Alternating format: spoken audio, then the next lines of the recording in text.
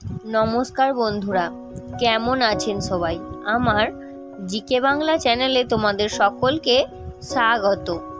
আজকে বন্ধুরা তোমাদের জন্য কিছু হিস্ট্রি জিকে কোয়েশ্চেন নিয়ে চলে এসেছি। তো হিস্ট্রি জিকে কোয়েশ্চেনগুলো তোমাদের সাথে আলোচনা করব।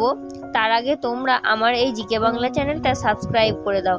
বন্ধুরা, আজকের আলোচনার বিষয় হলো পল্লব বংশ ও চোল বংশ নিয়ে কিছু প্রশ্ন। আজকের প্রথম প্রশ্ন, চোলদের প্রথম ঐতিহাসিক রাজা কে ছিল? বন্ধুরা, এখানে উত্তরটা হয়ে যাবে কারিকল। কারিকল ছিল চোলদের প্রথম ঐতিহাসিক রাজা। চলে যাচ্ছি পরবর্তী প্রশ্নে। পরবর্তী প্রশ্নে আছে, কে গঙ্গাইকোন্ড উপাধি নেন? এখানে উত্তর হয়ে যাবে চোল রাজা রাজেন্দ্র চোল।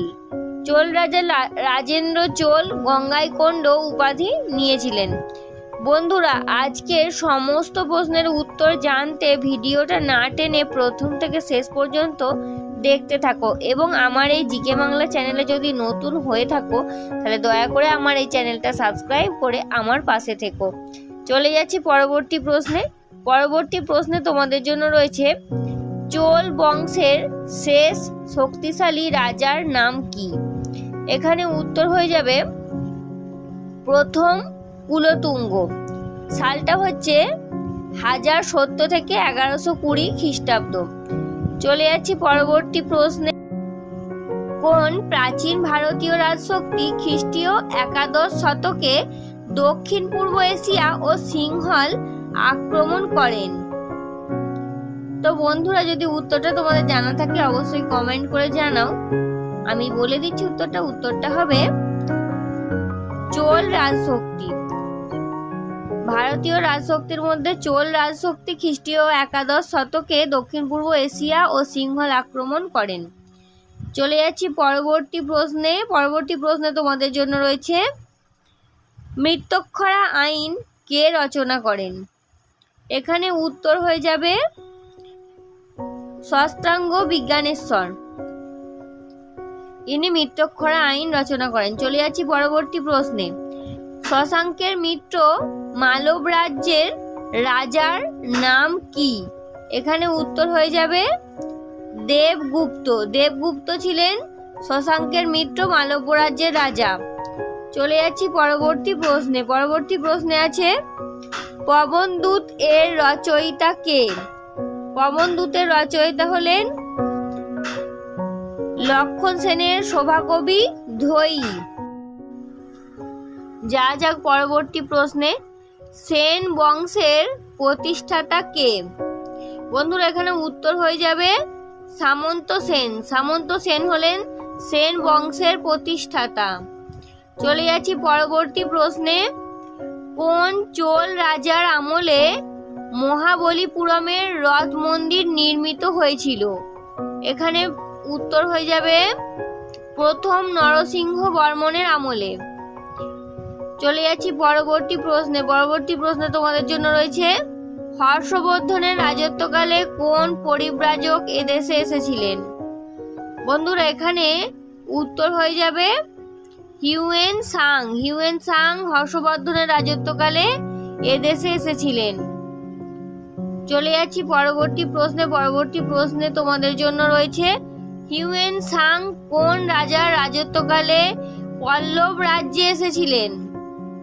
কোন রাজার রাজত্বকালে? উত্তর জানা থাকলে কমেন্ট করবে। এখানে উত্তর হয়ে যাবে প্রথম নরসিংহ বর্মন। প্রথম নরসিংহ বর্মনের রাজত্বকালে পল্লব রাজা এসেছিলেন। চলে যাচ্ছি পরবর্তী প্রশ্নে। পরবর্তী প্রশ্নে তোমাদের জন্য রয়েছে, রাজরাজেশ্বর ও বৃহদেশ্বর মন্দির কে নির্মাণ করেন? এখানে উত্তর হয়ে যাবে চোল রাজা প্রথম রাজরাজ। চোল রাজা প্রথম রাজরাজ রাজরাজেশ্বর বা বৃহদেশ্বর মন্দির নির্মাণ করেছিলেন। চলে যাচ্ছি পরবর্তী প্রশ্নে। পরবর্তী প্রশ্নে তোমাদের জন্য রয়েছে, সোমপুরী ও অদন্তপুরী মহাবিদ্যালয়ের নির্মাতা কে? বন্ধুরা, উত্তর হয়ে যাবে ধর্মপাল। ধর্মপাল ছিলেন সোমপুরী বা অদন্তপুরী বিশ্ববিদ্যালয়ের নির্মাতা। চলে যাচ্ছি পরবর্তী প্রশ্নে। পরবর্তী প্রশ্নে তোমাদের জন্য রয়েছে, অপ্রতিরোধ উপাধি গ্রহণ করেন কে? বন্ধুরা এখানে উত্তর হয়ে যাবে দ্বিতীয় পুলকেশী। দ্বিতীয় পুলকেশী অপ্রতিরোধ উপাধি গ্রহণ করেছিলেন। চলে যাচ্ছি পরবর্তী প্রশ্নে। পরবর্তী প্রশ্নে আছে দক্ষিণা পথনাথ কাকে বলে? দক্ষিণা পথনাথ কাকে বলে? উত্তর হয়ে যাবে দ্বিতীয় পুলকেশীকে। দ্বিতীয় পুলকেশীকে বলা হয় দক্ষিণাথ পথনাথ। বন্ধুরা আজকে শেষ প্রশ্ন তোমাদের সঙ্গে শেয়ার করব, তার আগে তোমরা আমার এই চ্যানেলটা সাবস্ক্রাইব করে দাও। চলে যাচ্ছি আজকে শেষ প্রশ্নে। কুমার পাল চরিত লেখাটি কার বা কার লেখা? বন্ধুরা এখানে উত্তর হয়ে যাবে জৈনগুরু জয় সিংহের লেখা। জৈনগুরু জয় সিংহের লেখা কুমার পাল চরিত। বন্ধুরা আজকের হিস্ট্রি আলোচনা আমি এখানেই শেষ করছি। আজকের হিস্ট্রি আলোচনা বা হিস্ট্রি প্রশ্নগুলো তোমাদের কেমন লাগলো তোমরা কিন্তু অবশ্যই আমাকে কমেন্ট করে জানাবে। আর এই ধরনের নতুন নতুন ভিডিও বা প্রশ্নের উত্তর জানতে তোমরা কিন্তু আমার এই জিকে বাংলা চ্যানেলটা সাবস্ক্রাইব করে দিতে একদম ভুলবে না। বাই বাই বন্ধুরা।